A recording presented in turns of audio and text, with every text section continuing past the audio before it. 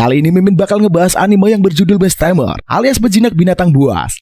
Menceritakan Range Road, seorang cowok dengan kemampuan pejinak binatang yang direndahkan habis-habisan oleh banyak orang. Kekuatannya dianggap gak berguna sama orang lain. Dia diminta bergabung dengan regu pahlawan untuk mengalahkan Raja Iblis. Namun karena dia dianggap cuma jadi beban, dia malah dihianati dan dibuang dari regu. Setelahnya Ren melakukan perjalanan seorang diri. Ia menaklukkan ras-ras terkuat yang ada. Setiap penaklukan, maka Ren akan mendapatkan kekuatan baru.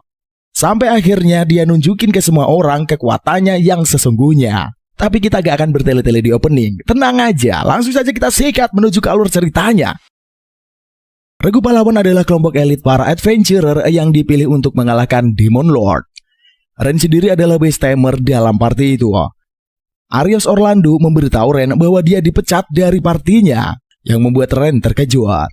Ren tidak terima dengan keputusan itu dan menanyakan alasan pemecatannya. Namun Len dengan kasar mengatakan bahwa pemecatan itu dilakukan karena Ren tidak berguna. Pada momen ini, anggota party yang lain mulai mengecek dan merendahkan Ren. Dan ketika itu Ren mencoba untuk berbicara. Arios mengatakan kepada Ren bahwa dia tidak boleh berbicara karena itu akan terlihat menyedihkan. Jadi Ren meninggalkan party secara bersamaan dengan mengembalikan perlengkapannya.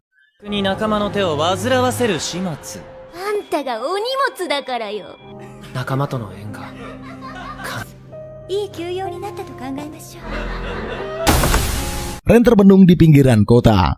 Ia mulai memikirkan apa yang harus dia lakukan sekarang. Ketika Ren masih berpikir keras, beberapa anak kecil yang mengenalnya mendatanginya. Mereka bertanya apakah pekerjaannya sudah selesai atau belum. Kemudian mereka memintanya melakukan hal yang biasa dilakukan dan Ren dengan senang hati menerimanya. Ren melihat seekor elang terbang dan membuat kontrak sementara dengannya. Dia memerintahkan elang untuk menyapa anak-anak tadi, yang membuat mereka semua sangat bahagia.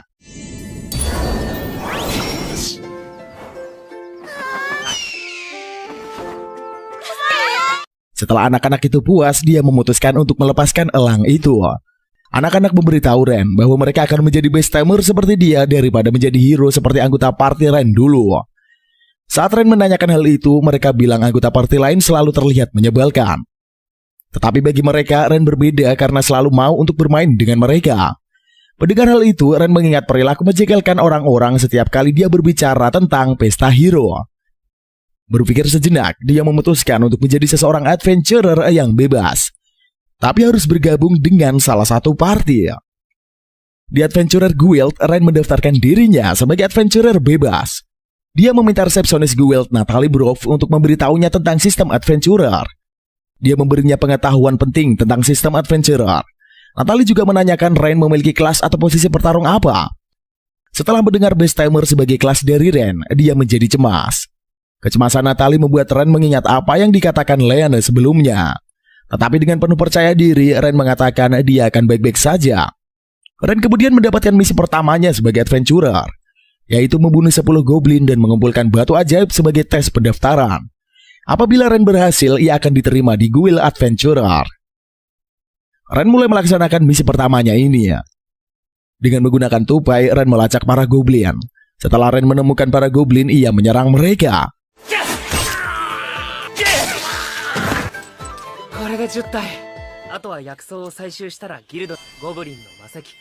Dia membunuh mereka dan mengumpulkan batu ajaib.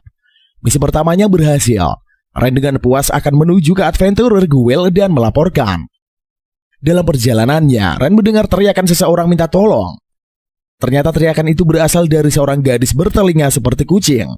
Gadis itu sedang terpojok oleh seekor killer tiger macan besar dengan taring yang besar. Ren berusaha menolong gadis itu. Dia mencoba untuk menggunakan pisaunya untuk menyerang killer tiger tadi. Tetapi kulit dari killer tiger itu sangatlah keras, bahkan sampai menghancurkan pisau milik Ren. Akhirnya killer tiger itu menyerang balik. Saat killer tiger berbalik dan memojokkan Ren, dia menyaksikan gadis itu melompat dengan kecepatan tinggi.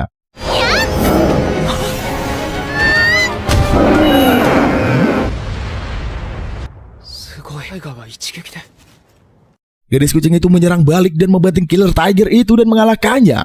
Hal itu membuat Ren sangat terkejut. Ren mengamati gadis itu dan ia melihat bahwa gadis itu berasal dari suku kucing.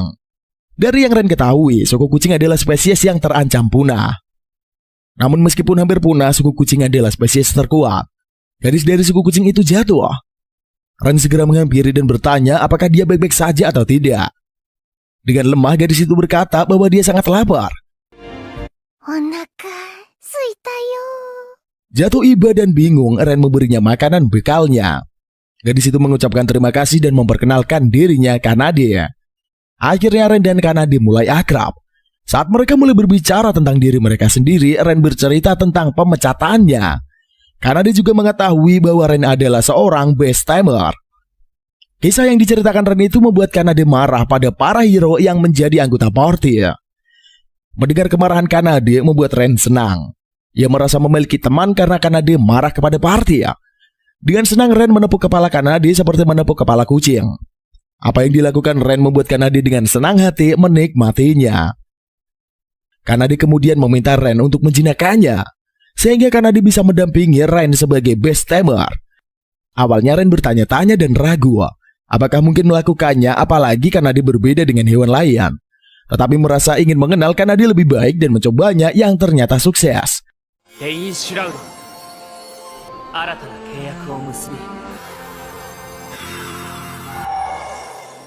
Akhirnya Kanade menjadi pengikut dan pendamping pertama Ren. Adegan dimulai di Adventurer Guild. Di sana Ren menyerahkan barang-barang yang dia peroleh dari misi sebelumnya ke resepsionis guild Natalia. Natalia memberitahu Ren bahwa dia telah lulus uji coba Adventurer. Dengan itu dia sekarang dikenal sebagai Adventurer peringkat F. Natalia memberikan 50 koin tembaga untuk menyelesaikan misi. Natalia juga mengatakan bahwa meskipun pembayarannya kecil, dia akan naik peringkat dan mendapatkan lebih banyak uang untuk misinya. Kemudian Ren bertemu dengan Kanade di kafetaria, di mana dia memberitahu bahwa dia adalah seorang adventurer resmi sekarang dan bertanya apakah dia ingin menerima misi. Kanade dengan senang hati menerimanya. Tiba-tiba seorang pria mendekati keduanya dan langsung tertarik pada Kanade karena dia adalah cat spirit. Ketika pria itu mencoba merayu Kanade, dia menolaknya, mengklaim bahwa dia milik Ren karena dia penjinaknya. Karena tidak percaya, pria itu menantang Ren untuk adu pancu dengan Kanade sebagai hadiahnya. Terlepas dari keluarganya, Ren menerima tantangan tersebut dan langsung menang. Semua orang sangat terkejut. Tiba-tiba Natalie datang. Dan setelah mengamati situasinya, ia meminta maaf kepada Ren dan mencatat bahwa guild mengetahui ulahnya itu.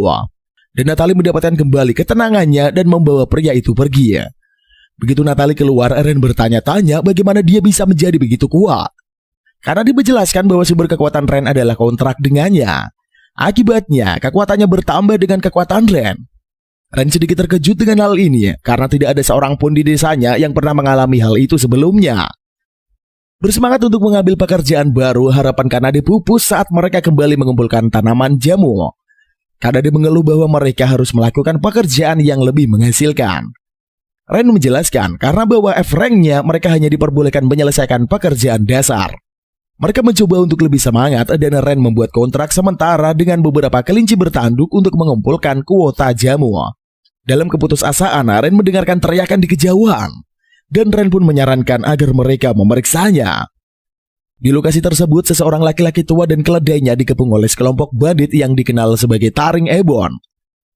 Bersembunyi di balik semak terdekat, Kanade memberitahu Ren tentang reputasi terkenal Ebon Fang sebagai brigade bandit dengan 100 anggota peringkat mereka. Meskipun Kanade yakin mereka harus mundur dan mendapatkan bantuan, Ren menolak dan berpikir mereka harus melawan bandit tersebut. Memahami kecerdasan tuannya, Kanade disuruh menyelamatkan lelaki tua itu sementara Ren berurusan dengan para bandit. Sementara dalam hati khawatir jika Ren mungkin tidak dapat menangani kekuatan barunya itu. Namun saat Kanade mengamati Ren bertarung melawan para bandit, jantungnya mulai berdebar kencang. Saat Ren selesai, dia menyadari bahwa wajah Kanade memerah dan takut ia terluka. Bagaimanapun Kanade menyangkal fakta tersebut. Dan lelaki tua itu berbicara untuk berterima kasih kepada keduanya atas bantuan mereka. Orang tua itu kemudian menjelaskan bahwa sekelompok adventurer melindunginya. Namun mereka melarikan diri saat bandit tiba. Dan dia menyuarakan keprihatinannya atas pembalasan Ebon Fangs. Merenungkan sebentar, Ren memutuskan untuk berurusan dengan Taring Ebon lainnya yang membuat Kanade kecewa. Dalam perjalanan ke tujuan mereka, Ren untuk sementara mengontrak beberapa hewan di area sekitar untuk mengintai Taring Ebon. Segera mereka mencapai tempat persembunyian Ebony Fangs dan Kanade cemburu kepada hewan yang dikontrak sementara. Ren kemudian meminta maaf kepada Kanade dan Kanade mengaku hanya main-main dengan Ren. Kanade bertanya kepadanya apa rencananya saat itu. Dalam penjelasannya, Ren merinci rencananya bergantung pada kontrak sementara dengan RB, yang keahliannya dapat melumpuhkan seseorang selama lebih dari 12 jam. Kanade terkejut bahwa Ren bisa menjinakkan serangga meskipun menjadi penjinak binatang. Ren memberitahu Kanade bahwa di desa asalnya dia mempelajari dasar-dasar penjinak serangga, sebuah subkelas penjinak.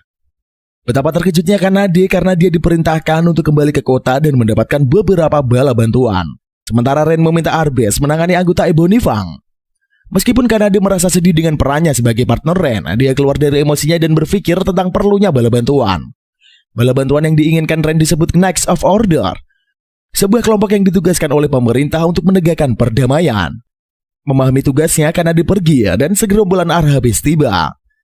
Ren pun membuat kontrak sementara dengan mereka semua. Di tempat lain, 2 dari 3 adventurer yang sebelumnya ditugaskan untuk melindungi lelaki tua itu ternyata adalah rekan lama Ren, Mina, dan Leane. Keduanya mengutuk situasi mereka dan bagaimana Arios dan Agat menyedotnya dengan bangsawan sementara mereka dipaksa untuk mengambil pekerjaan sebagai adventurer. Adegan kembali ke Ren. Arhabi berurusan dengan anggota taring Ebony yang tersisa dari Kanade yang tiba dengan bala bantuan. Saat bala bantuan menangani para bandit yang lumpuh, Ren memperhatikan bahwa hanya adventurer lah yang ada di sana dan tidak ada satupun anggota Knights of Order.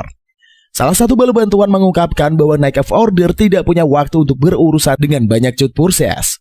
Pada saat itu, 3 King Lizard yang mengamuk menerobos kadang kayu mereka dan menyerang anggota Ebon Fang dan kemudian Ren. Melalui upaya gabungan dari Ren dan Kanade, mereka berhasil mengalahkan monster yang memungkinkan para adventurer membawa anggota Ebony Fang keluar dari area itu. Akhirnya Ren dan Kanade keluar dari markas Ebony Fang dengan Kanade memegang batu ajaib King Lizard. Dan mereka kemudian dipuji atas pencapaian mereka oleh sesama adventurer. Pujian itu diterima dengan baik oleh Ren, yang ingin dikeluarkan dari partinya Aryo karena tidak berguna. Meskipun Kanade sangat gembira bahwa mereka memiliki tempat tidur nyaman, Ren terpengaruh karena mereka harus berbagi kamar bersama oleh pemilik penginapan. Ren bernarasi menjelaskan bagaimana setelah mereka menyerahkan hadiah pada Ebony Fangs, mereka dipanggil kembali ke Adventurers Guild. Di sana Natalie memberitahu Ren bahwa dia telah dipromosikan dari rank F ke rank E. Dan mereka diberi hadiah yang cukup besar atas usaha mereka. Dengan hadiah mereka membeli peralatan baru, merayakan dengan makan malam mewah bersama dan akhirnya berakhir dalam kesulitan mereka saat ini. Terlepas dari ketakutannya, Ren setuju untuk berbagi kamar dengan Kanade untuk bermalam. Saat Ren tidur, dia merenungkan betapa beruntungnya dia telah ditemukan oleh Ren. Seminggu berlalu sejak Ren pertama kali bertemu dengan Kanade. Dalam hati Ren, dia menjelaskan kesenangannya akan gaya hidup adventurer santai yang dia dan Kanade jalani sejauh ini. Dari Adventurer Guild, mereka mengetahui dari Natalie bahwa seorang hooligan telah berlindung di jembatan Stride dan berkelahi dengan siapa saja yang mencoba menyeberangi jembatan.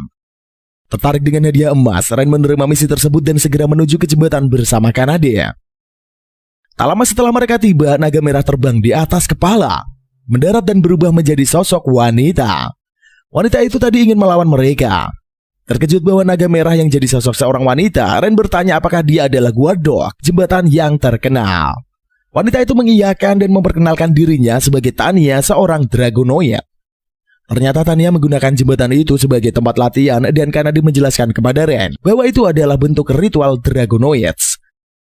Tanya membenarkan dan kemudian secara terbuka menantang keduanya untuk bertanding. Baik Ren maupun Kanade menyetujui tantangan itu. Pertarungan pun dimulai dengan Tanya yang meninju Ren, yang nyaris tidak bertahan melawannya. Terkesan dengan kemenangan ini, Tanya kemudian menghembuskan api ke arah keduanya. Serangan itu membuat ekor Kanade terbakar. Karena marah, Kanade bertarung melawan Tanya, dan Ren menyaksikan dengan takjub bagaimana Kanade bisa melawan Tanya dengan seimbang. Untuk membantu Kanade, Ren mencoba menyerang Tanya, tetapi Tanya menangkap Ren saat dia melayang di udara, meraih Kanade serta melemparkannya ke udara sambil bersiap menghembuskan api. Namun mereka berhasil menghindari serangan itu dengan bekerja sama. Hal itu pun membuat Tanya kagum. Memperhatikan kesulitan menghadapi Tanya dan bagaimana bisa dia harus bertarung seperti best timer, Ren meminta Kanade memberinya waktu 3 menit untuk bersiap-siap. Tanpa ragu Kanade setuju untuk membantu dan berhadapan dengan Tanya. Ren membentuk kontrak sementara pada seekor burung dan memintanya untuk memanggil bala bantuan. Setelah itu Ren mengambil alih dan dengan burung yang dikontraknya mereka menyerang Tanya yang menjadi lumpuh setelah menyerangnya. Ren kemudian mengungkapkan bahwa burung tersebut bernama Pito dan bulunya beracun. Tanya menyerah. tidak mampu melawan lebih jauh dan Ren memintanya untuk ikut bersama mereka. Mempertanyakan apa yang terjadi jika dia menolak, Ren menjawab bahwa dia tak tahu. Tetapi Ren menggoda tentang apa yang dia lakukan jika Tanya tidak mematuhinya. Geli dengan tanggapan itu, Kanade membuat Tanya tunduk dan membuatnya menyetujui permintaan tersebut. Setelah itu Ren dan Kanade melapor kembali ke Natali Adventure Guild. Sebelum Tanya dapat memperkenalkan dirinya, Ren menghentikannya dan tiba-tiba meninggalkan guild dengan tergesa-gesa. Di luar, Tanya membuat orang penasaran dan baik Ren maupun Kanade menghentikannya agar tidak ketahuan Tanya seorang Dragonoid. Di pinggiran kota, Tanya dimarahi oleh Ren yang mengizinkannya pergi. Tetapi Ren menegur Tanya agar tidak memulai masalah lagi setelah ini. Namun Tanya yang menyukai Ren menyarankan agar dia menjinakkannya juga, yang dengan enggan dia setujui dengan membuat kontrak dengannya. Malam itu di kota, Arios mengeluh tentang usaha sia-sia timnya di Lost Words yang mereka habiskan untuk mencoba melawan monster. Dengan Leane dan yang lainnya mengeluh bahwa tugas lamaran membebani grup, Arios memutuskan untuk merekrut Ren kembali ke grup, hanya untuk mencampakkannya lagi setelah mereka menyelesaikannya. Sementara itu Ren tidur di lantai, Kanade dan Tanya pun berebut ranjang untuk tidur.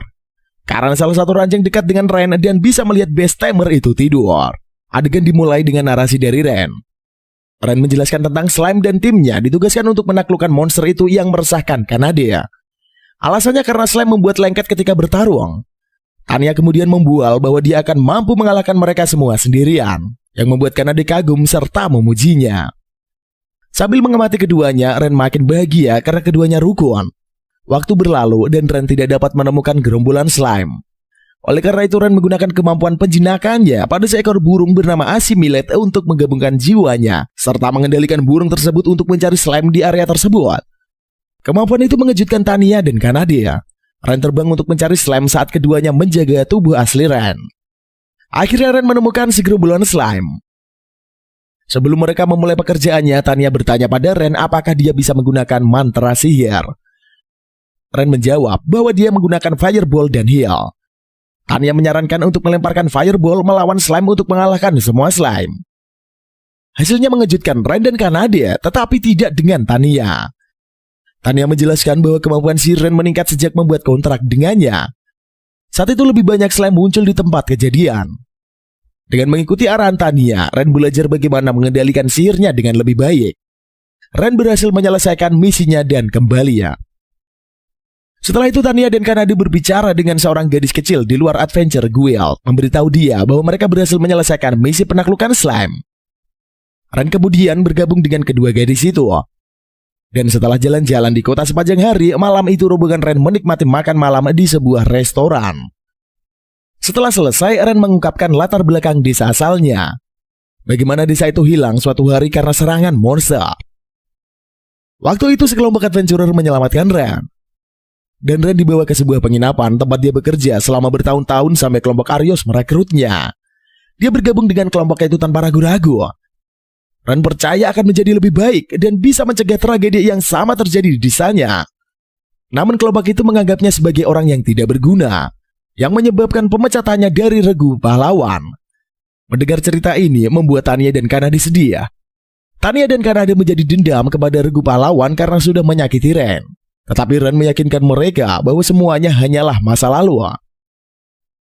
Keesokan harinya, kelompok Ren bertarung melawan sekelompok orc.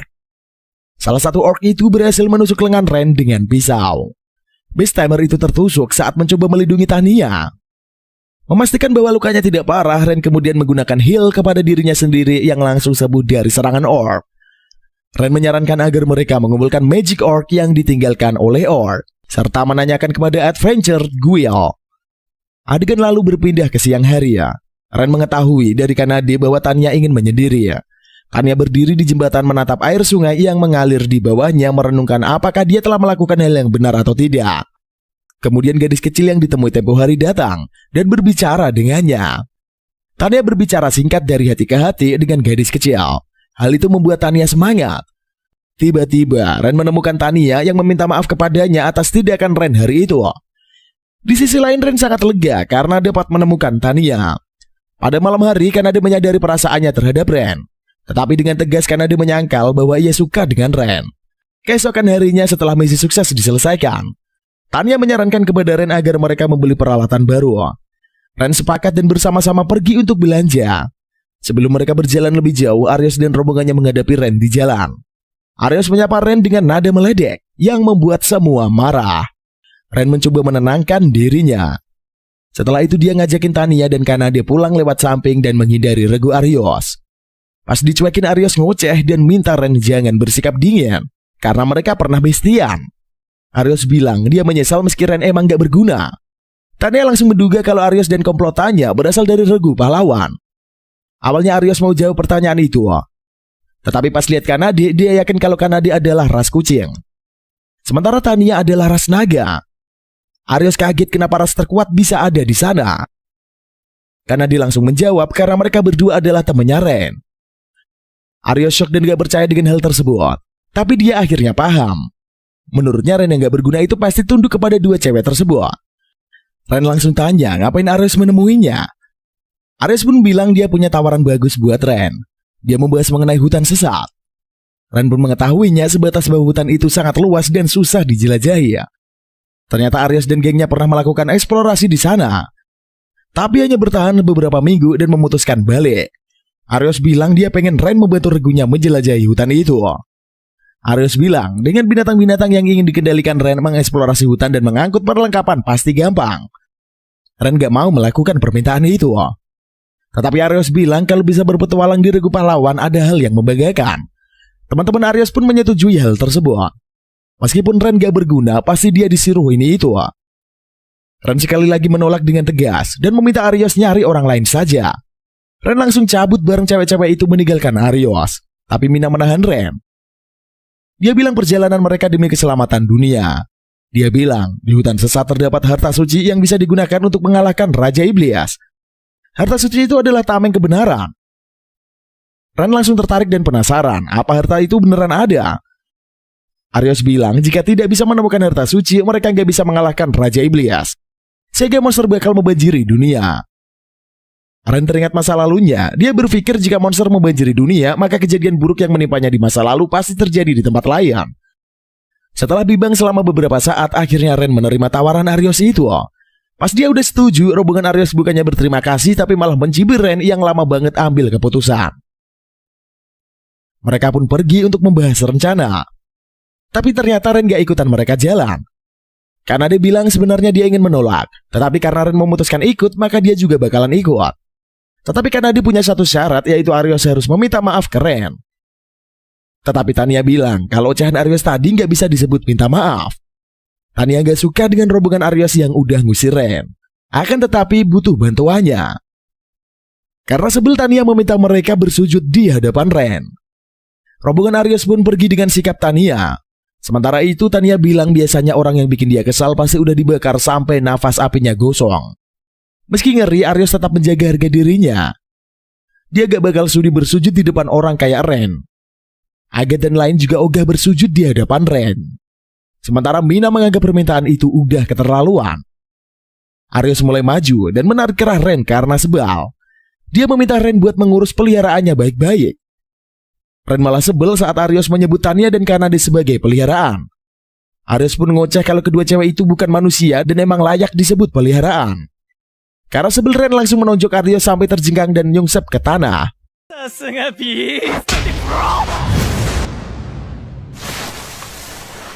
Aryos ngamuk karena udah ditonjok sampai nyungsap. Dia gak terima seorang best-timer memukul pahlawan. Ren bilang dia bakal menonjok Aryos sepuasnya karena dia berani menghina Kanade dan Tania. Dia menegaskan orang yang berani menghina teman-temannya yang berharga gak bakal diampuni. Aryos bangkit dan menantangnya berduel regu. Ren pun setuju melakukannya. Pertandingan pun dimulai. Saat pertarungan dimulai, Agathe pede aja bisa mengalahkan Kanade. Saat itulah Kanade maju dan melancarkan tinju bertubi-tubi. Sementara Agathe cuma bisa bertahan menggunakan pedang besarnya.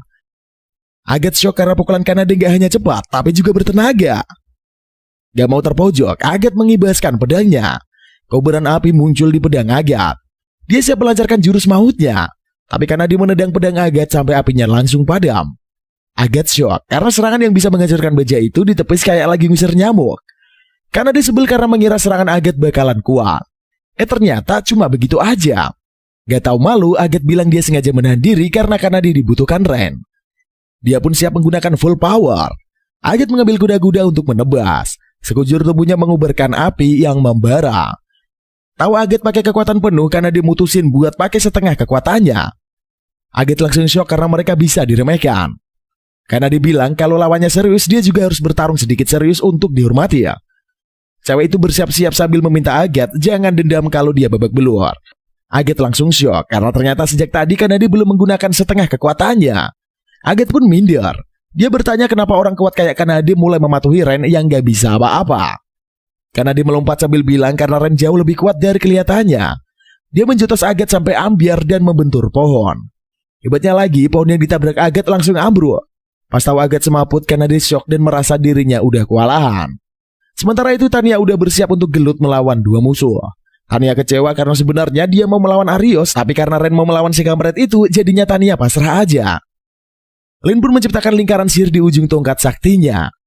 Mina juga menciptakan cahaya suci, kemudian bersama-sama melancarkan serangan ke arah Tanya. Dengan santuy Mina menjentikan jaringnya dan dua serangan itu langsung lenyap. Baik Mina maupun Lin kena mental karena Tanya sangat makjos. Tanya auto ngakak pas lihat wajah melongo dari lawannya itu. Karena sebel Mina dan Lin melancarkan serangan sihir lagi ya. Tapi masih sambil santuy, Tanya melenyapkan serangan dengan jentikan jarinya. Tanya bilang dia melakukan material canceller. Dia menganalisis struktur sihir target lalu ditabrakan dengan gelombang sihir serupa.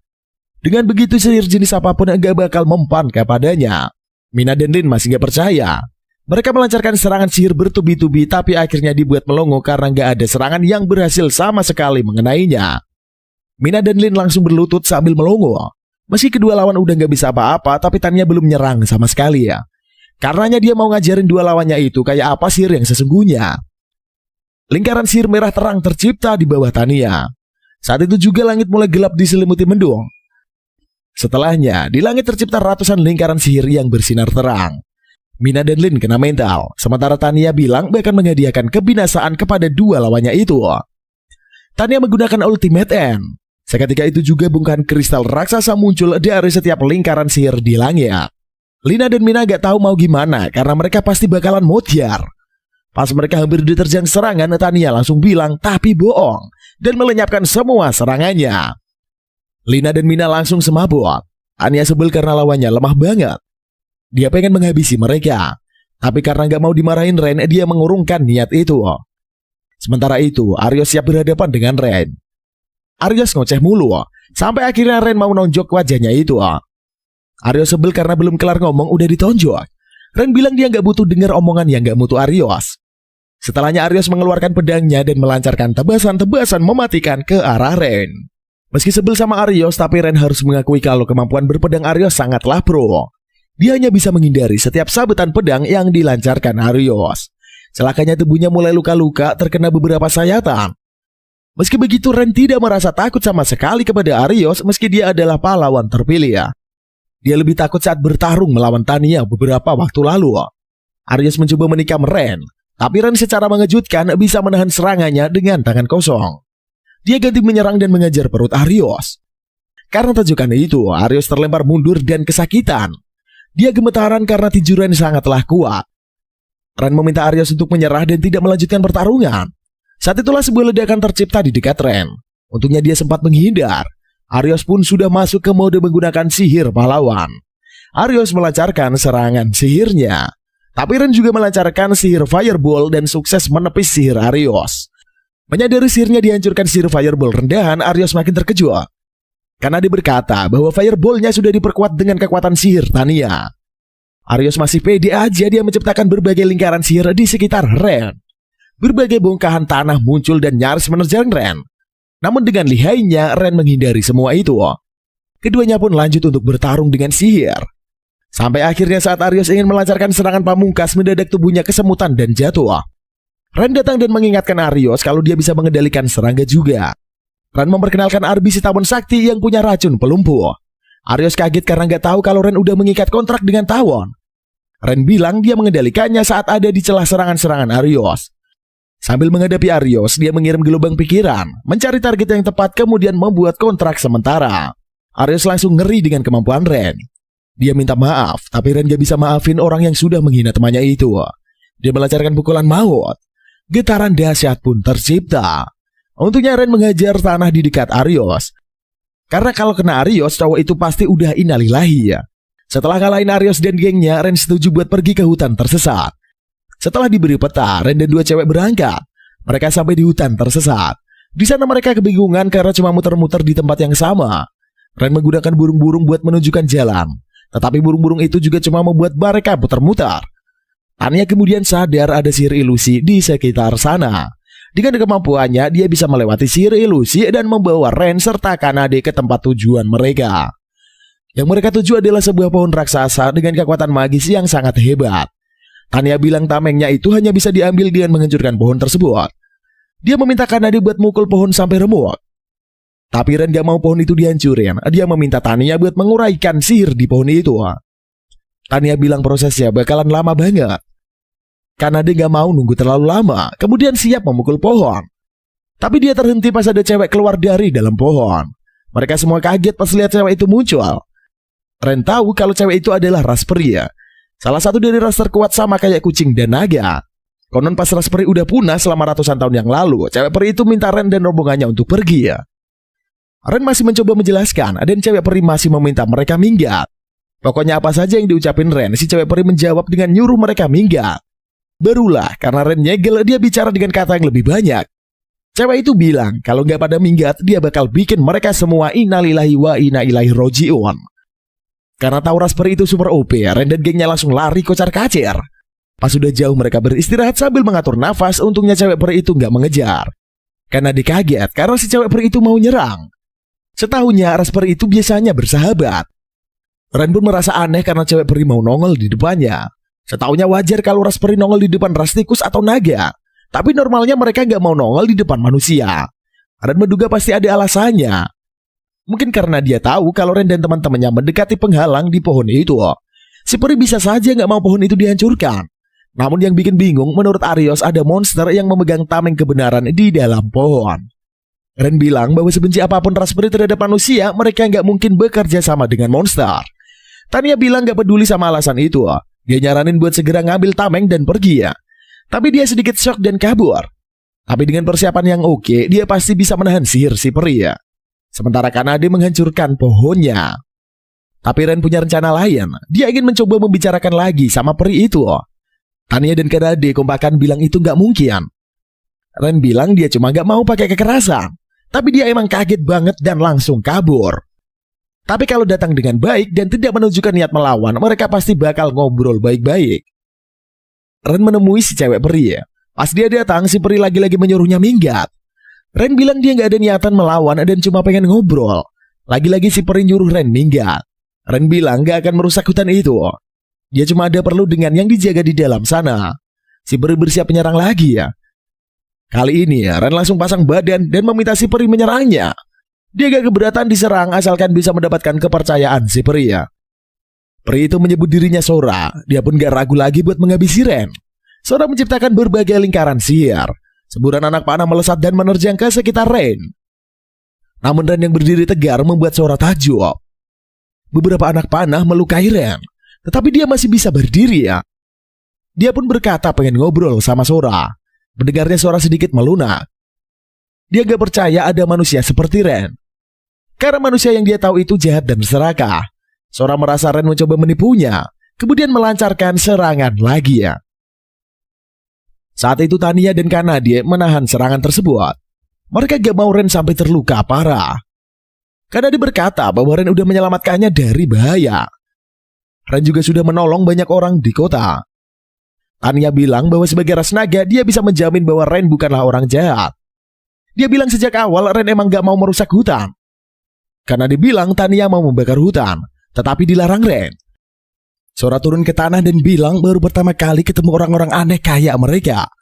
Sora pun mengelurkan tangan dan bertanya siapa nama Ren. Setelah Ren menjabat tangannya, Sora mau ngobrol dengannya.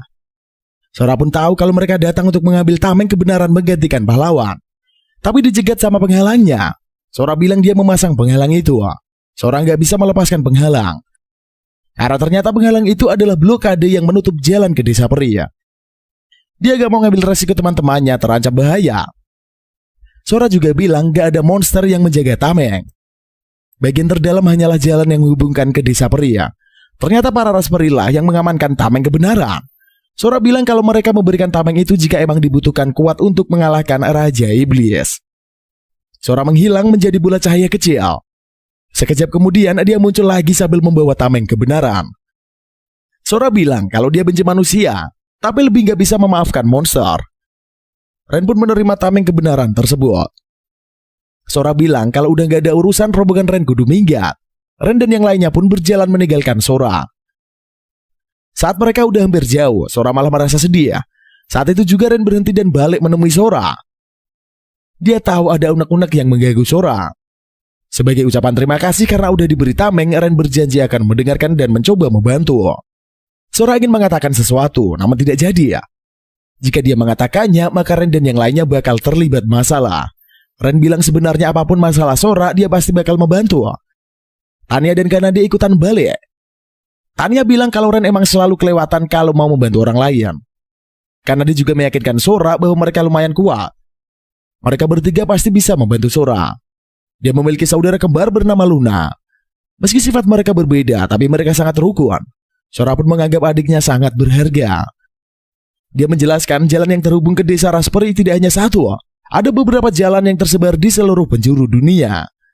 Penghalang di hutan sesat itu dikelola oleh Sora dan Luna. Suatu hari mereka punya urusan dan keluar dari penghalang. Saat itulah mereka bertemu monster yang mengaku sebagai pasukan Raja Iblis. Namun monster itu mengejar, sehingga Luna dan Sora melakukan perlawanan. Sayangnya mereka berdua tak bisa mengalahkannya. Dan pada kejadian itu, Luna ditangkap monster. Nama monster itu adalah Shadow Knight. Ren ternyata memahami sesuatu. Dia tahu kalau Shadow Knight adalah monster rank C. Normalnya ras terkuat kayak peri gak mungkin kalah melawannya. Tapi Shadow Knight memiliki karakteristik yang merepotkan. Monster itu bisa menetralkan sihir sehingga Shadow Knight hanya bisa diserang secara fisik. Karena ras peri adalah spesialis sihir, maka jelas saja Shadow Knight bisa menyulitkan ras peri. Sora bilang tujuan Shadow Knight adalah mengalahkan ras terkuat yang menjadi musuhnya. Dia memerintahkan Sora melepas penghalang kalau ingin Luna selamat. Tapi Sora gak mungkin mengambil keputusan yang membahayakan seluruh ras peri.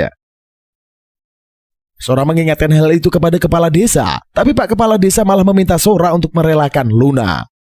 Saat itulah Ren berjanji akan menyelamatkan Luna dan mengalahkan Shadow Knight. Sora pun terharu dan memeluk Ren. Sora menjelaskan bahwa Shadow Knight memintanya melepaskan penghalang hutan sebelum matahari terbenam. Jika menolak, maka Luna bakal innalillahi. Ren bertanya di mana Shadow Knight berada. Sora pun menunjukkan arah Shadow Knight berada. Ren pun berangkat, sementara Sora menunggu mereka di dekat pohon. Setibanya di tempat Shadow Knight, mereka melihat Luna yang terikat. Ren maju dan menyerang Shadow Knight dengan fireball. Tapi monster itu bisa menetralkan sihir. Shadow Knight pun bilang sihir gak mempan melawannya. Saat itulah Kanade nongol dan mengejarnya dengan serangan fisik. Ren juga maju dan melancarkan tinju maut. Shadow Knight itu pun terkejut. Dia mengagumi kekuatan kedua lawannya. Dia bertanya apakah Ren merupakan pahlawan. Namun Ren membantahnya. Akhirnya Shadow Knight tahu mereka dimintai tolong Sora. Karenanya Shadow Knight pengen beraksi menghabisi Luna. Untungnya Tiana muncul dan membebaskan Luna yang semaput. Tanya membawanya terbang dan menyerahkan pertarungan ke Ren dan Kanade. Si monster ngamuk. Serangan-serangan Kanade dan Ren gak ada yang berhasil mengalahkannya. Malahan si monster melancarkan serangan ganas yang bikin area sekitar kacau balau. Ren dan Kanade bersembunyi dari ancaman. Ren bilang dia akan menahan tubuh Shadow Knight dan meminta Kanade melancarkan pukulan sekuat tenaga. Namun Kanade bilang pasti butuh lebih dari satu pukulan untuk menumbangkan monster tersebut. Ren menenangkannya dan bilang kalau dia punya rencana. Ren menjalin kontrak sementara dengan sekawanan tawon beracun. Dia tahu tawon itu nggak bisa melumpuhkan Shadow Knight, tetapi setidaknya bisa menahan pergerakannya beberapa saat. Sekumpulan tawon pun muncul dan menyerang Shadow Knight. Saat monster itu sibuk sama tawon, Ren menggunakan sihir misterius kepada Kanade. Seketika itu juga Kanade mengalami lonjakan energi. Dia maju ke arah Shadow Knight dan menghabisinya dengan sekali pukul. Monster itu pun melebur lenyap. Kanade bertanya apa yang dilakukan Ren barusan. Ren pun menjelaskan kalau dia menggunakan sihir bos. Dengan sihir itulah dia bisa meningkatkan kekuatan siapapun yang sudah mengikat kontrak dengannya. Dia sudah lama bisa menggunakan sihir bus, tetapi baru benar-benar bisa praktek pas udah memiliki kekuatan sihir Tania. Setelahnya Tania turun membawa Luna. Dia penasaran kenapa Ren bisa menggunakan sihir yang udah langka itu. Ren cuma bilang dia mempelajarinya sewaktu di desa dulu. Setelahnya mereka pun kembali menemui Sora. Melihat Luna berhasil diselamatkan, Sora pun sangat senang. Kedua saudara kembar itu pun berpelukan dengan bahagia. Setelahnya mereka berterima kasih kepada Ren dan teman-temannya. Ternyata Sora dan Luna memutuskan untuk pergi meninggalkan desa peri. Alasannya karena Pak Kepdis udah menganggap Luna gak ada. Mereka gak akan menerima Luna lagi. Karenanya mereka harus mengembara. Kanadi dan Tania kemudian menawari kedua peri buat bergabung ke geng mereka. Ren pun menyambut dengan senang hati kalau Sora dan Luna mau ikut berpetualang bersamanya. Kedua saudara kembar itu pun bersedia. Malahan mereka ingin membuat kontrak dengan Ren. Mereka merasa hutang budi karena udah dibantu. Kemudian pengen gantian membantu Ren sekuat tenaga. Ren khawatir karena membuat kontrak dengan ras terkuat itu sangat sulit. Dia belum memahami pola sihir untuk membuat kontrak dengan ras pria. Namun setelah diyakinkan Tania, dia pun mau melakukannya. Mereka semua bersiap dan Ren mulai melakukan ritual kontrak. Setelah melakukannya dengan sangat hati-hati, kontrak berhasil dibuat. Ren langsung letoi karena meladeni dua cewek sekaligus. Setelahnya mereka semua pergi ke kota buat ngasih tameng kebenaran. Ren menemui grup Aryo seorang diri, sementara cewek-cewek sembunyi di kejauhan. Ren gak mau mereka dihina lagi, makanya mutusin buat temenin Aryos dan gengnya sendirian. Pas dia nunjukin tameng kebenaran, Aryos dan gengnya kaget. Aryos merasa aneh karena baru 2 hari sejak Ren berangkat, dia udah berhasil ngebawa tameng sakti. Aryos bilang dia dan grupnya menghabiskan waktu semingguan dan masih belum bisa berhasil. Dia pun curiga tameng kebenaran itu palsu. Ren udah males nyuruh Aryos memeriksa keaslian tameng itu sendiri. Mina menggunakan sihir untuk mengecek keaslian tameng tersebut.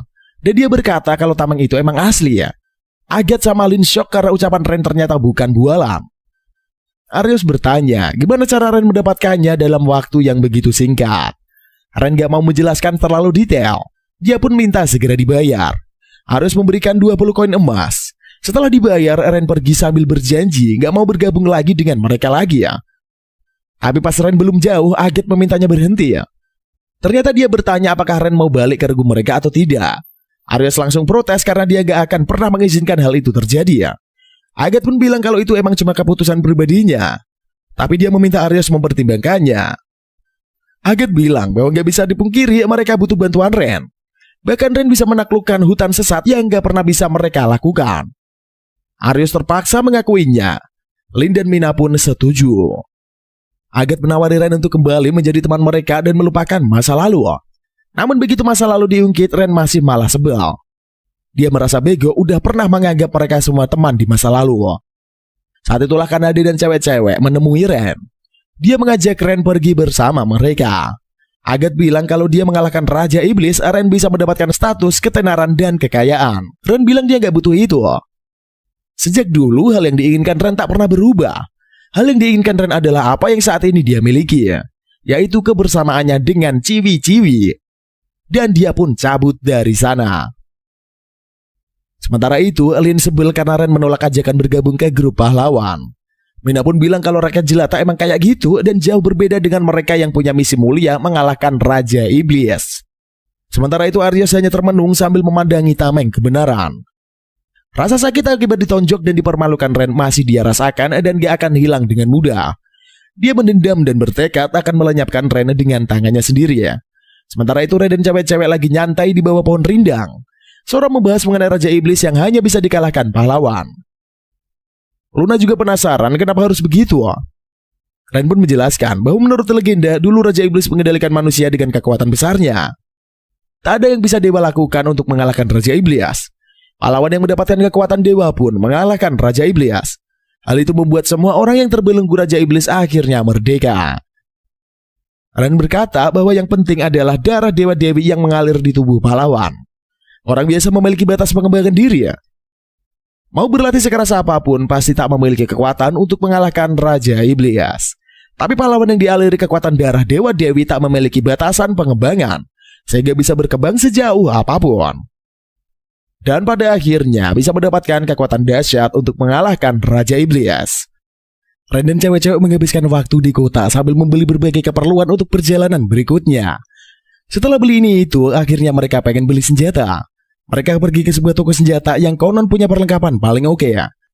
Pas masuk, mereka ketemu Pak Kurcaci yang super judes.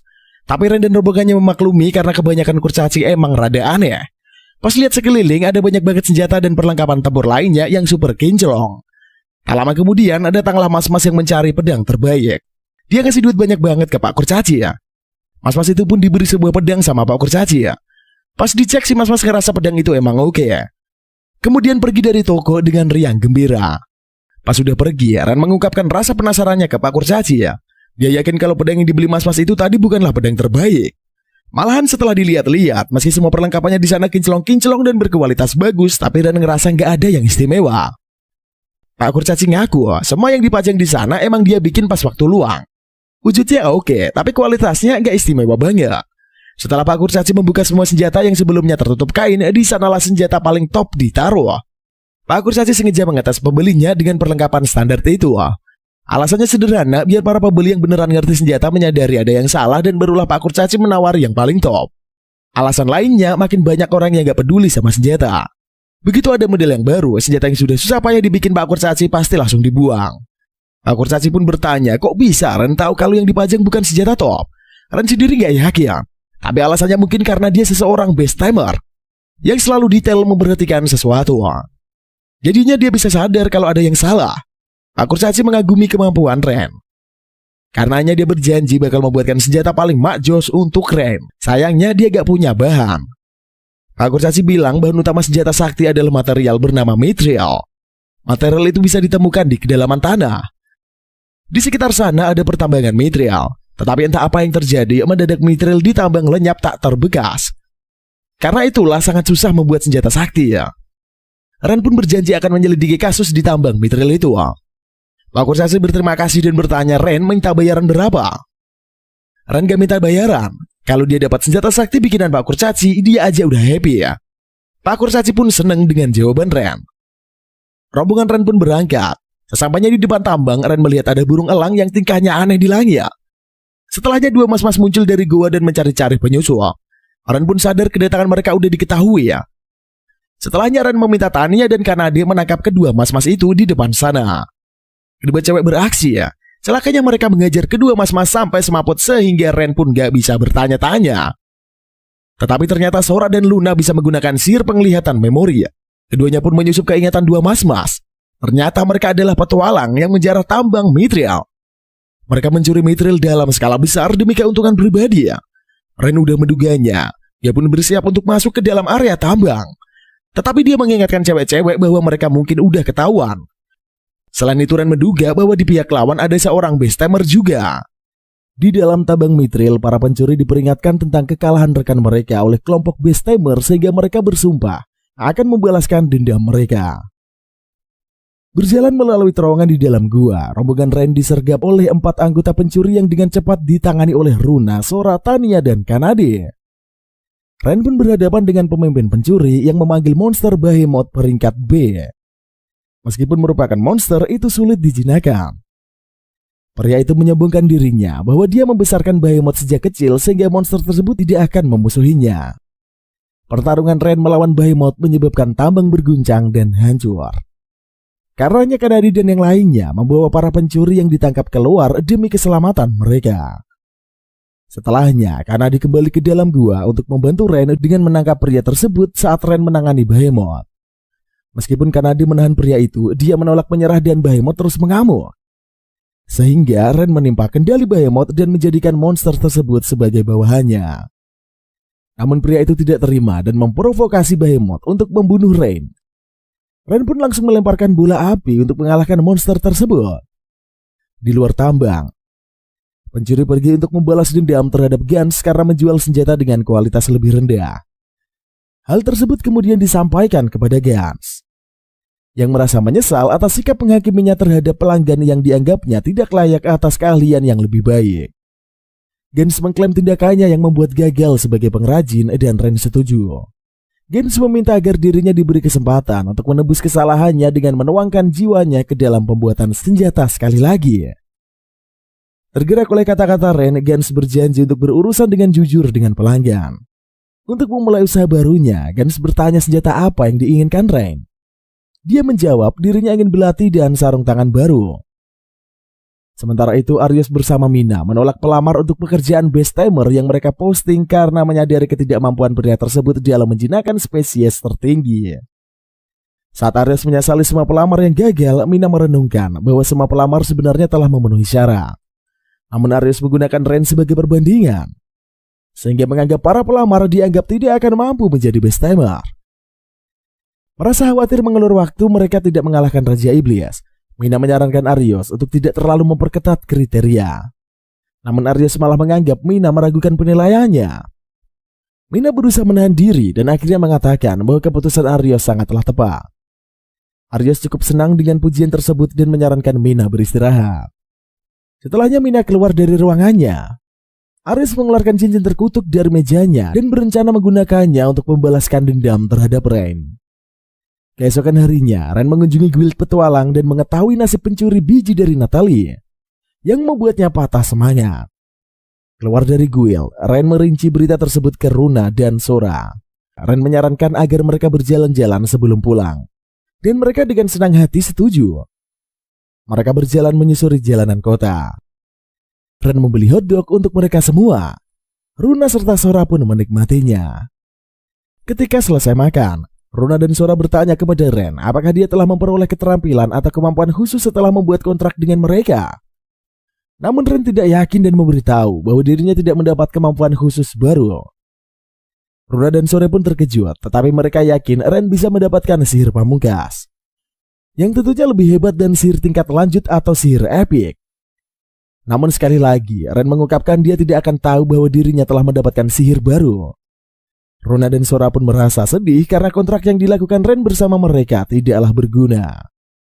Ren menghibur Runa dan Sora dengan memberitahu mereka bahwa dia tidak peduli jika mereka memberinya keterampilan ataupun kemampuan baru, lalu menghargai kebersamaan mereka. Pujian itu membingungkan Runa dan Sora karena desa mereka pernah meninggalkan mereka dan sampai sekarang belum menunjukkan pencapaian penting apapun sejak bergabung dengan partinya. Ditanya mengapa Ren masih memperlakukan mereka dengan martabat dan hormat, dia menjawab bahwa kurangnya kepercayaan pada mantan partinya yang menyebabkan dia dikeluarkan. Sehingga Ren ingin belajar dari kesalahannya dan membangun kepercayaan dengan parti barunya itu. Senang dengan jawaban Ren, mereka memutuskan untuk mendapatkan lebih banyak hotdog. Namun mereka dihentikan oleh seorang pria bernama Edgar Fromware yang menuntut memberitahu nama Runa dan Sora. Kehadiran Edgar menarik perhatian banyak orang. Dan setelah Runa dan Sora menyebutkan nama mereka, pria itu menyatakan akan menjadikan keduanya sebagai gadisnya. Meskipun diremehkan oleh penolakan Runa dan Sora, Edgar Fromware hanya menyatakan cinta dan keinginannya untuk memiliki keduanya. Ren maju dan menanyakan identitas pria tersebut. Edgar kemudian memperkenalkan dirinya sebagai putra penguasa Horizon. Edgar memberitahu jika Runa dan Sora bersedia menjadi gadisnya, mereka akan mendapat kemewahan yang luar biasa. Namun penolakan keduanya tetaplah sama dan memberitahu bahwa mereka sudah memiliki Ren. Edgar memerintahkan pasukannya untuk mengelilingi ketiganya. Ren menolak dan menekankan dirinya tidak akan menyerahkan Runa dan Sora pada pria seperti Edgar. Oleh karena itu Edgar memerintahkan tentaranya untuk menyerang. Namun Ren mengalahkan mereka dengan mudah. Karena terpojok, Edgar memerintahkan sisa prajuritnya untuk menahan orang-orang di sekitar sebagai sandera. Muak dengan cara Edgar memandang rakyatnya, Ren membangkitkan kemampuan sihir peri dan menyelamatkan para sandera menggunakan mantra bola api multicast pada para prajurit. Hal tersebut memaksa Edgar untuk melarikan diri karena malu dan membuat Ren disambut dengan pujian. Namun seorang wanita di kerumunan memperingatkan bahwa mereka harus meninggalkan Horizon demi keselamatan saat seseorang berjubah mengawasi dari kejauhan. Di penginapan, Runa dan Sora menceritakan apa yang terjadi pada Kanade dan Tania. Mereka menduga kontrol si Ren telah meningkat setelah membentuk kontrak dengan Runa dan Sora. Keduanya merasa senang karena kontrak yang dibuat Ren bersama mereka akhirnya berguna. Kanade mengungkapkan kekesalannya tentang Edgar yang berniat menculik Runa dan Sora berkat pengaruh ayahnya sebagai penguasa Horizon. Sementara para kesatria telah menyelidiki tuduhan terhadap Edgar. Sayangnya mereka tidak menemukan bukti adanya kejahatan yang dilakukan. Setelah mempertimbangkan apa yang harus dilakukan, akhirnya diputuskan bahwa Ren dan kelompoknya akan mengalahkan Edgar dan menyelamatkan kota. Malam itu di Manor Fromware, Edgar berbicara dengan ayahnya dan setelah dia pamit, Edgar membayar kesatria Gilead untuk mengawasi Ren. Begitu dia pergi, Edgar memanggil seseorang budaknya dan mulai memukulinya karena tidak memenuhi harapannya yang aneh. Keesokan harinya, Ren dan Kanade mengunjungi markas besar Ordo Kesatria untuk mengajukan pengaduan resmi terhadap Edgar. Namun pengaduan tersebut ditolak karena telah dilaporkan sebagai perkelahian kecil dan tidak diselidiki lebih lanjut. Ren berpendapat bahwa para kesatria bersekongkol dengan Edgar. Mereka kemudian didekati oleh wakil kapten kesatria bernama Stella yang meminta bantuan untuk menjatuhkan Edgar. Percaya pada penilaian Kanade tentang pendapatnya tentang Stella, Ren setuju untuk membantunya sekaligus membersihkan korupsi di dalam Knight of Order untuk menjebak para kesatria korup. Stella meminta bantuan dari beberapa kesatria terpercaya di divisinya. Dan Ren pun mendapatkan sarung tangan barunya dari Gans. Menjelang malam, jebakan yang dipasang di gudang dikabarkan memiliki bukti yang memberatkan Edgar. Dan dengan demikian, Knight of Order yang korup dikirim untuk menyelidiki. Begitu mereka memasuki gudang, pintu masuknya ditutup dan para kesatria selain Jilat tersingkir. Menghadapi atasannya, Stella dengan air mata mengalahkan Jilat dalam pertarungan 1 lawan 1. Sementara itu di Fromware Manor, Edgar menerima berita tentang penangkapan Jilat dan melampiaskan kekesalannya kepada budaknya. Hyros mendatangi Edgar dan menjelaskan bahwa Ren ini adalah seorang best timer yang berhasil menjinakkan beberapa ultimate spesies. Dia kemudian memberinya cincin terkutuk dengan kepura-puraan. Itu adalah benda ajaib yang membawa kematian kepada targetnya. Beberapa tentara di depan rumah Edgar menghadang dan memperingatkan Stella serta para kesatria untuk tidak masuk lebih jauh. Stella mengumumkan nama dan gelarnya yang menyatakan kedatangan mereka ke tempat itu untuk melakukan pemeriksaan. Ketika para tentara menanyakan keberadaan Komandan Jilat, Stella memberitahu bahwa Jilat telah ditangkap dengan tuduhan korupsi. Karena tentara menolak untuk mematuhi perintah Stella, Tanya dan Kanade pun turun tangan. Menyebabkan kedua tentara itu memberitahu rekan mereka bahwa mereka sedang diserang. Dikelilingi oleh banyak tentara, Tanya dan Kanade menerobos gerbang utama saat Edgar mengawasi dari kamarnya. Edgar mengklaim Kanade dan Tanya sebagai ras terkuat yang telah dijinakkan Ren Shroud. Ia berencana menggunakan cincinnya untuk membunuh Ren dan membatalkan kontrak sehingga mereka tidak akan menyerangnya lagi. Edgar beranggapan jika Ray berhasil dihabisi, dirinya lah yang akan menjadi master baru untuk mereka. Sementara itu Rainer, Runa, dan Sora berhasil menyusup ke ruangan bawah tanah mansion dengan harapan bisa menyelamatkan para sandera yang ditahan di sana. Runa terlalu bersemangat sehingga Sora harus memperingatkannya bahwa mereka datang untuk menolong para sandera diam-diam. Runa menggunakan sihir material search dan berencana untuk menteleportasikan setiap sandera yang mereka temukan keluar dari mansion secara ajaib. Tak lama kemudian, Runa mengungkapkan keberadaan para sandera di basement. Namun selain itu, dia juga mendeteksi tanda magis besar yang diyakini bukan berasal dari manusia, karena jumlah kekuatan sihirnya yang setara dengan Sora dan dirinya. Ren mencurigai kemungkinan ras terkuat lain ditahan di sana. Namun dia juga merasa aneh, yang memikirkan bagaimana ras terkuat bisa ditahan dan diculik seperti warga kota. Sehingga ia memutuskan untuk meminta Sora dan Runa menyelamatkan para sandera, sementara dirinya akan menyelamatkan ras terkuat. Runa dan Sora khawatir karena jumlah kekuatan sihir makhluk tersebut setara dengan keduanya.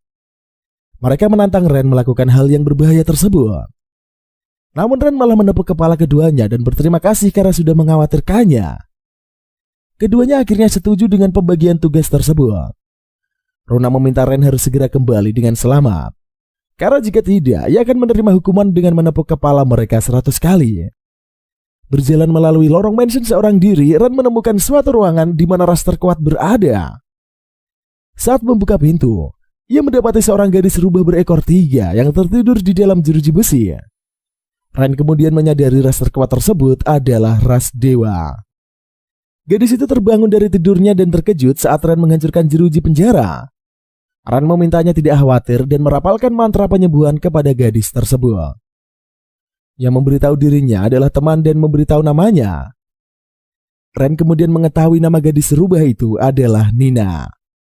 Ia membiarkan Nina menangis dan memeluknya. Dalam kelas balik, Edgar pertama kali menemukan Nina di sebuah kuil desa terpencil. Ia mencoba mendekati gadis itu. Namun Nina menggunakan sihir dan menciptakan perisai yang mencegah Edgar yang menyentuhnya. Pasukan yang dibawa Edgar menangkap beberapa warga dan menggunakannya sebagai sandera. Sehingga Nina pun memakai kalung budak yang dilemparkan Edgar dan membiarkan dirinya ditendang. Kembali ke masa sekarang, Nina memberitahu Ren tentang situasinya. Dia memutuskan untuk membebaskannya. Rencana Ren bagaimanapun menjadi bumerang pada awalnya, karena meskipun sihir kalung budak pada dasarnya mirip dengan sihir penjinak binatang, masih sulit baginya untuk dilanggar. Dengan memanfaatkan kekuatan yang diberikan oleh teman-temannya yang dijinakan, Ren berhasil mematahkan mantra kalung budak dan membebaskan Nina. Di luar, Stella dan para kesatria, Kanadi serta Tania terus berurusan dengan para prajurit di sekitar area tersebut. Runa serta Sora segera bergabung. Mereka memberitahu yang lain bahwa Sandra telah diselamatkan dan sekarang berada di lokasi yang aman. Mendengar hal tersebut membuat Kanadi dan Tania iri sehingga mereka langsung melanjutkan serangan terhadap para prajurit. Di kamarnya, Edgar meyakinkan ayahnya bahwa dia akan menangani situasi itu sendirian. Sementara di Serambi Mansion, Ren menggendong Nina di punggungnya berkumpul kembali dengan kelompok Stella, yang tentunya akan mengklaim Ren telah merayu gadis lain dan membuat mereka cemburu. Ayah Edgar merasuki Serambi dan diperintahkan oleh Stella untuk menyerahkan diri. Dia menolak dan akhirnya ditangkap oleh kawat tantangan Rain. Segera Edgar muncul dan menggunakan cincin yang diberikan Arios kepadanya. Ia memanggil rapper yang menusuk dada Rain dengan sabitnya. Berdiri di atas atap mansion, Arius bersorak tentang dugaan kematian Rain dan mengklaim bahwa dia sekarang bisa tenang. Setelah Arius menghilang di malam hari, Rain ternyata tidak terluka oleh serangan rapper. Sora menyebutkan dirinya bahwa baru saja terkena mantra kematian instan, namun itu tidak mempengaruhinya. Oleh karena itulah, Runa merapalkan mantra penderitaan racun pada Rain, yang tidak berhasil, dan itu menguatkan dugaannya bahwa Ren kebal terhadap sihir tersebut. Menonton dari pegangan tangga lantai 2, Edgar yang putus asa menyaksikan percakapan antara Ren dan rombongannya, sambil meratapi bagaimana seorang bangsawan seperti dirinya telah gagal. Menolak untuk menerima hasilnya, beberapa energi gelap tidak menyenangkan keluar dari cincin Edgar yang menelannya, serta mengubahnya menjadi iblis. Mengetahui iblis meninggalkan rumah Edgar untuk mengincar penduduk kota, Ren bertekad menghentikannya. Ia meminta Stella dan Nina untuk menghindari konfrontasi dengan iblis demi membantu penduduk kota. Sementara dirinya bersama yang lain berhadapan dengan iblis yang mengamuk di seluruh kota. Iblis pun dihentikan oleh Kanade dan dihadang oleh kelompok Rain. Upaya pertama mereka melawan iblis terbukti sia-sia. Dan bahkan kemungkinannya iblis memanggil bala bantuan monster. Terlepas dari upaya mereka untuk mempertahankan diri melawan monster, iblis merapalkan mantra yang menghancurkan bagian kota dan membakarnya. Sebagai pembalasan, Aruna dan Sora menjepit iblis dengan mantra sihir saat Ren meningkatkan kekuatan Kanade dan Tania. Keduanya kemudian melancarkan rentetan pukulan melawan iblis, diikuti dengan mantra yang melemparkan iblis ke langit. Kanade meluncurkan iblis ke tanah dengan pukulannya.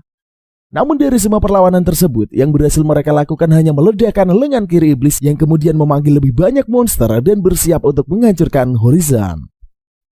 Oleh karena itu, Runa dan Sora menggunakan sihir mereka untuk memindahkan penduduk kota ke lokasi yang aman. Sementara itu Mina memberitahu Arios tentang demon yang mengamuk di Horizon. Namun dia menolak untuk mengambil tindakan apapun terhadapnya, karena prioritas utama mereka adalah Raja Iblis. Len setuju dengan Arios yang melawan kekhawatiran Agathe dan Mina tentang situasi iblis, tetapi akhirnya mengakui apa yang dijelaskan oleh Aryo. Kembali ke Horizon, Stella ditemani oleh para kesatria dan Nina mengalahkan makhluk yang dipanggil oleh iblis. Mereka segera bergabung dengan Sora dan Runa yang meminta bantuan untuk mengevakuasi penduduk kota menggunakan sihir teleportasi.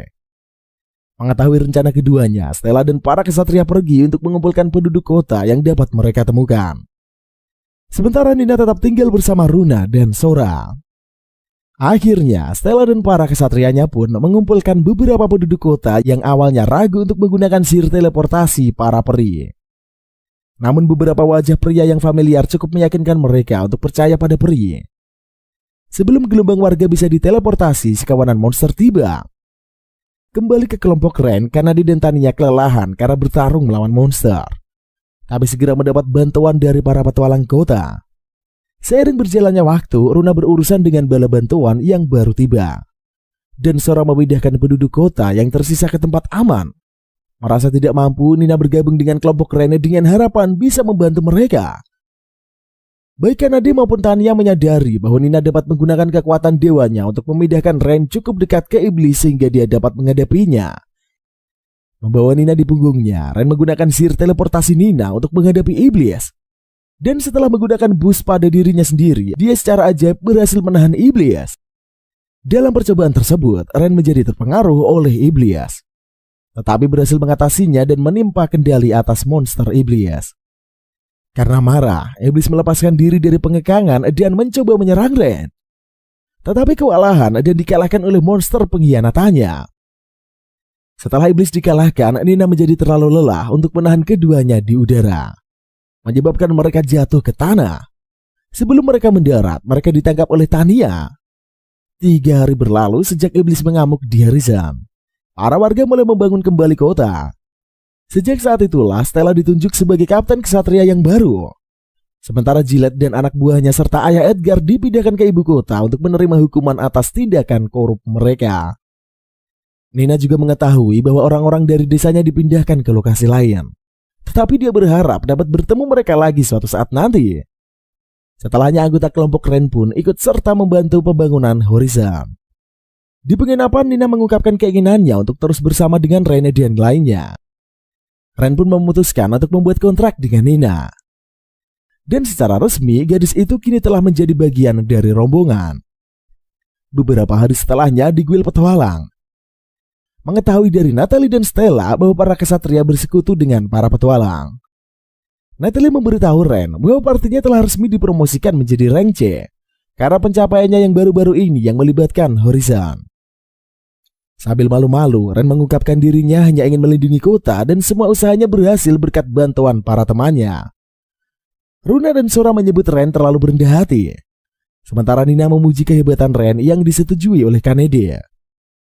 Ren kemudian mengungkapkan alasannya datang ke Guild untuk menceritakan tentang penginapan yang terlalu kecil untuk party yang beranggotakan 6 orang.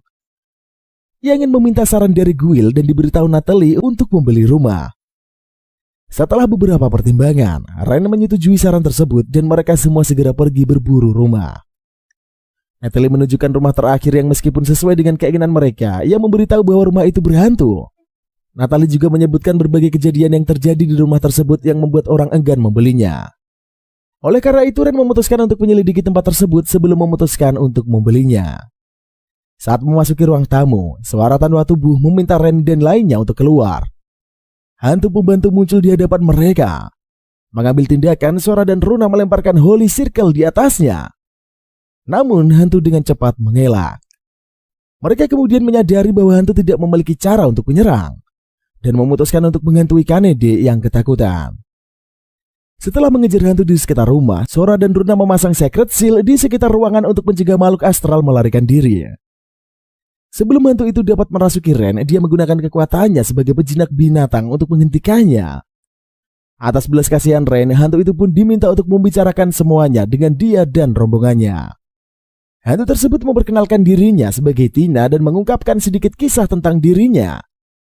Akhirnya Ren pun memutuskan untuk membeli rumah tersebut. Sementara itu, pahlawan datang ke kota dan mendapatkan tatapan yang kurang menyenangkan dari para warga. Marah dengan sikap penduduk kota terhadap mereka, Aries menyerang kios dan penjual buah. Ia kesal karena mereka lebih menyukai Ren daripada dirinya. Kembali ke rumah, Ren bersama Kanade dan yang lain berkumpul untuk mengadakan pesta makan malam. Ren merenungkan betapa beruntung dirinya setelah bertemu dengan semua anggota partinya. Ia kemudian mengingat masa lalunya dan seluruh hal yang telah dilewatinya. Ren tidak sadar dirinya menangis saat kilasan orang tuanya muncul. Ketika mendengar Kanade memanggilnya dan menatapnya dengan khawatir, Ren berlinangan air mata karena menahan lapar. Setelahnya, Ren bersama yang lain menghabiskan sisa malam dengan makan bersama. Dan film pun usai. Terima kasih buat kalian semua yang telah menonton video ini dari awal sampai akhir. Jangan lupa like, comment, dan subscribe, share juga ke teman-teman kalian. Sampai ketemu di konten-konten selanjutnya. See you in the next video and bye-bye.